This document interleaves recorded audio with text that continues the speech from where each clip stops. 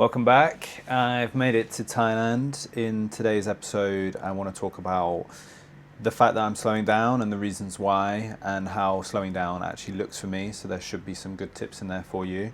What Thailand's going to look like and what the plans are sort of going into the new year. The fact that I've hit 20,000 followers on Instagram, so I will talk again about that.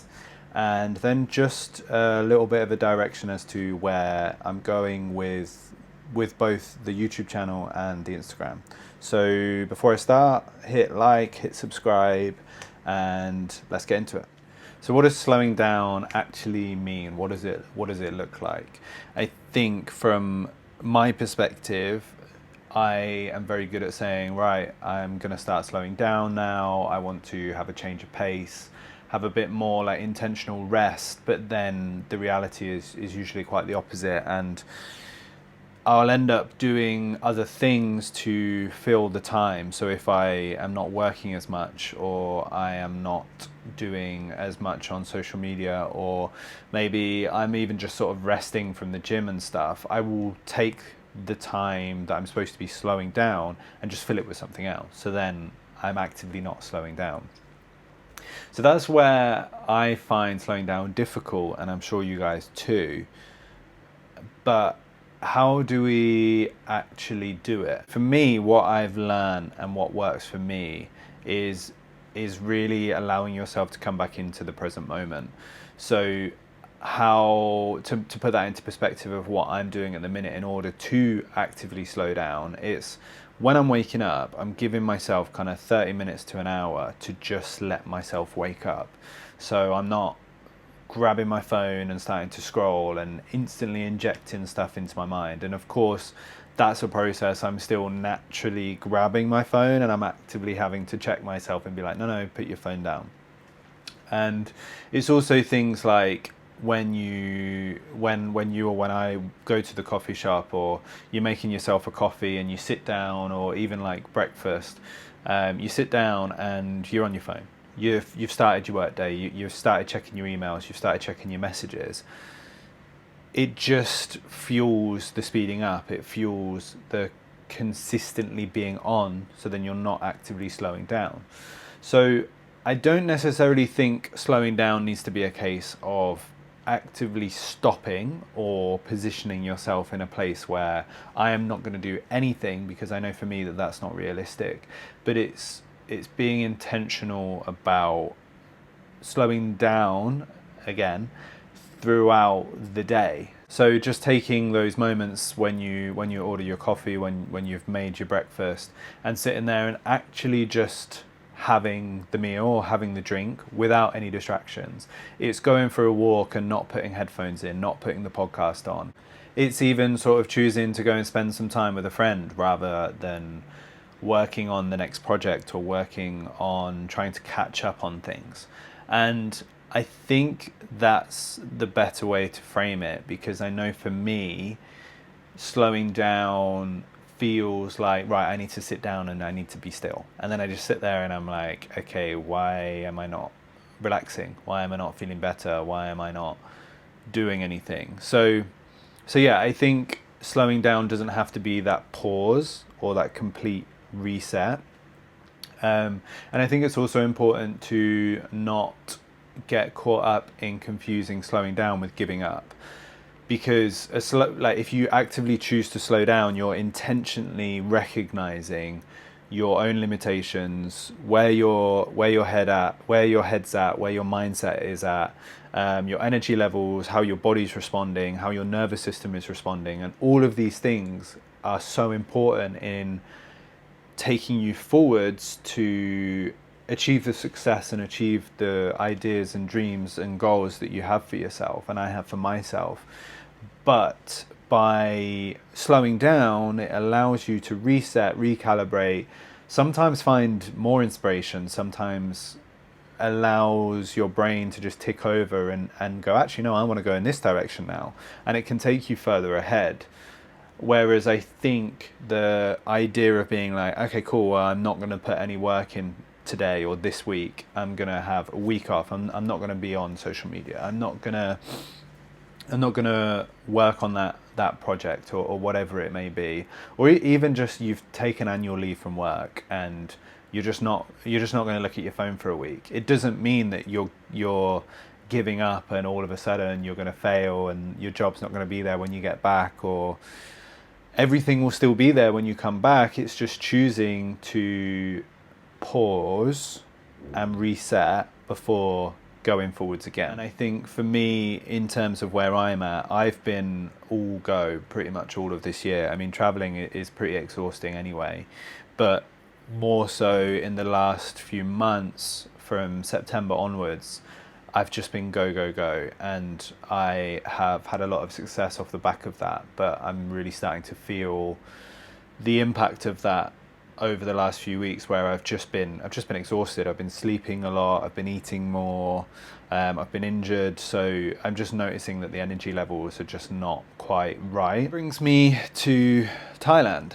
So I was in Bali, as I think I mentioned in the last video, and I was there for a month. I was just kind of trying to reset off the back of everything that happened in Sri Lanka, and I've already done a video on Sri Lanka, so you can go back and check that out, and I explain everything that happened, why I left. Is another place where I feel sort of super comfortable, and I have been here enough times to not feel like I'm traveling or not feel like I'm stressed or I need to go and do things. So I can come here and I am comfortable knowing where things are, and I know what I like and I know what I don't like.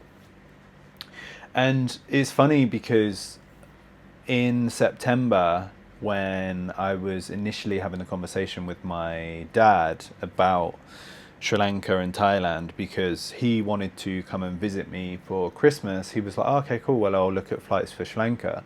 And I just had this feeling, I don't know what it was, intuition or something, but I was just like, I don't think you should book a flight to Sri Lanka. And he was like, okay, well, like, what's your plan, where are you going to be?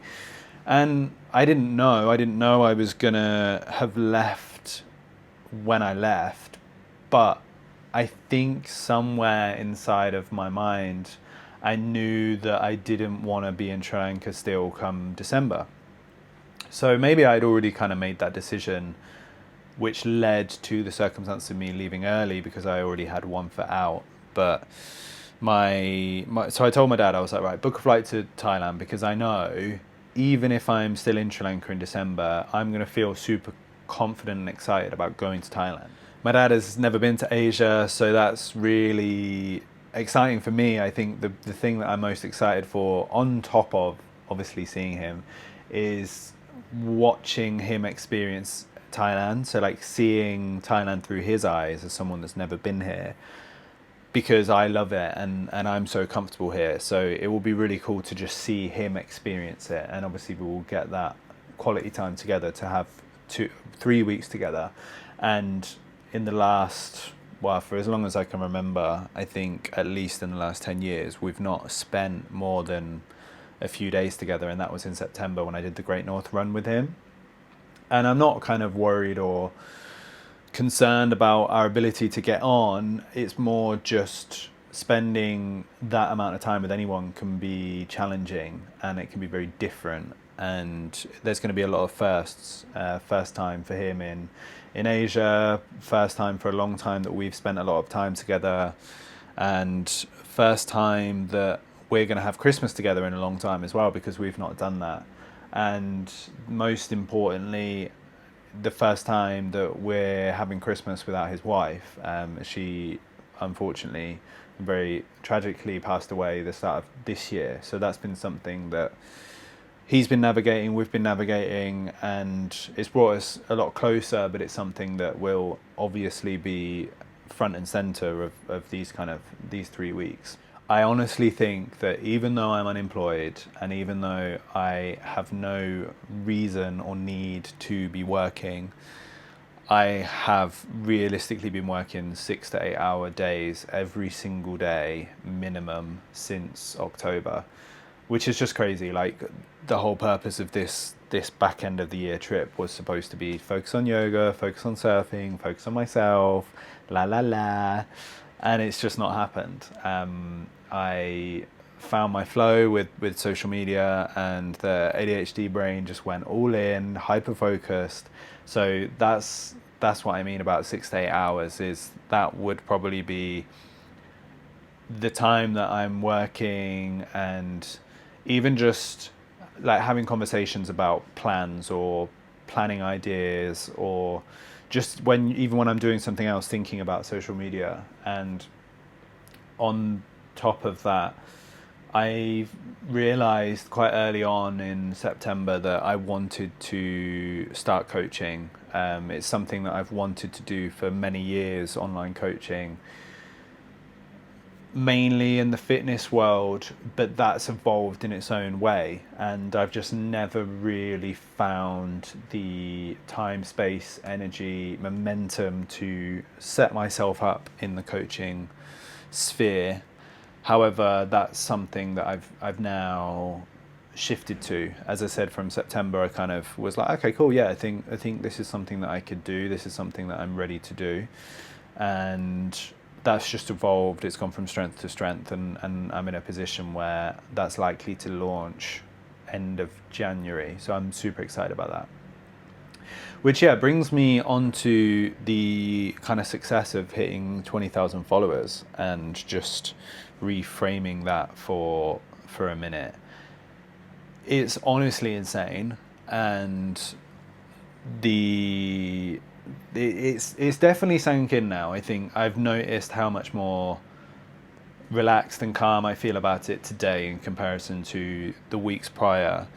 My account has kind of exploded in the last few weeks. It literally, I was kind of looking at some of the metrics yesterday because I'm obsessed, and I think I grew like 30 followers in October, and then November, like the start of November was maybe like 100, and then I've gone like absolutely skyrocketed, and the last week or two I've been averaging between 600 to 1,000 followers a day. So it's just crazy. And the mad thing is, it was planned.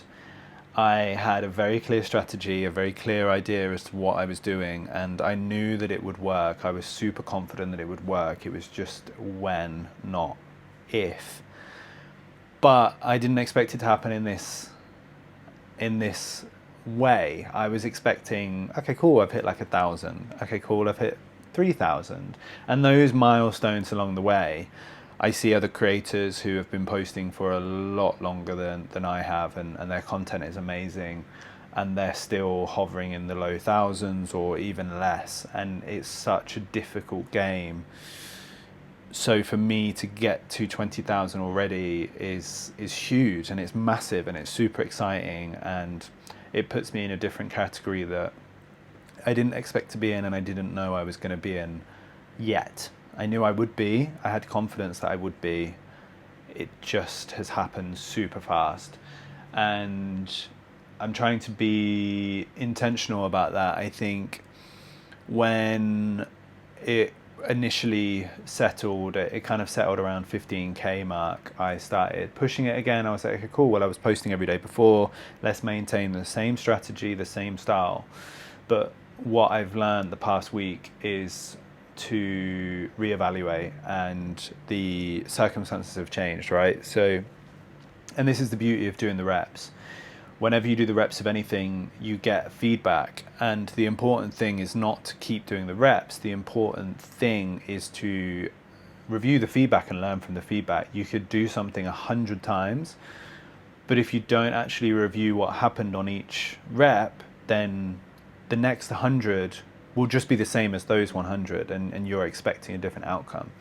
So whilst I am not saying that you can't have success from just being consistent, and you definitely can, I think if you just keep doing the reps, eventually it will click. But what I push for, and what I look for with myself, and what I will look for with my future clients, is what's the feedback? What is it that we've actually learned, and what is it that we can consolidate, and what is it that we can shift going forwards? And for me, the really interesting thing the past week has been, when I am not posting, the algorithm seems to be picking me up more. So the last 2 or 3 days I've not been posting. I've intentionally tried to slow down, as I spoke about at the start of this video, and my views have been increasing, my followers have been increasing, and as I say, I'm definitely going to hit 20,000 today, and that's super cool. So now it's shifting my approach to being more intentional, at least for the next few weeks, whilst I map out how next year's strategy is going to be, because that strategy is ever changing. I will wrap it up by talking about my channel direction, and this fits in nicely with what I just said about social media and slowing down in general. Is I want this to be more intentional, the uploads to be more intentional and much more sort of story driven, much more sort of reflective content, and less forcing, I'm just going to post because I need a post. I definitely want to do the dating whilst traveling, and I also want to do another starting over video. So yeah, that is me, and that's everything I wanted to speak about. Hit subscribe, hit comment, hit like, just whatever it is. Let me know what you think, and I will see you on the next one.